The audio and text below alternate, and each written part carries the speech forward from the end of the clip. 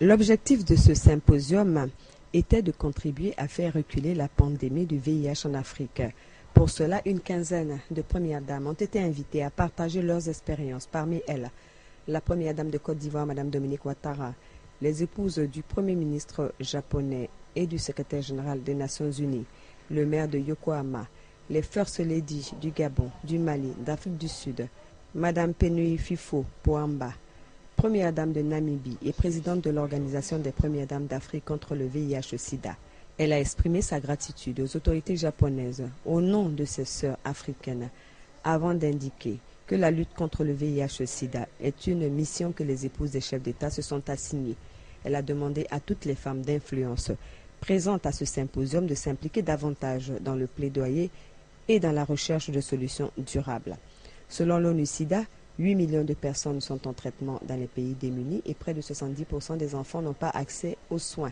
Et 13% des femmes infectées par le VIH vivent en zone rurale. Le problème de la stigmatisation a été au cœur des débats et l'expérience japonaise en la matière a été présentée aux Africaines. Des solutions ont été proposées. Cela a permis à la première dame de Côte d'Ivoire, Mme Dominique Ouattara, de faire le constat suivant. Comme vous le savez, cette réunion a été faite en marge du TICAD avec les autres premières dames et c'était très intéressant d'écouter les témoignages des uns et des autres et de voir aussi qu'au Japon, il y a des préjugés, il y a aussi beaucoup de choses à faire, donc c'était particulièrement intéressant, surtout pour la Côte d'Ivoire.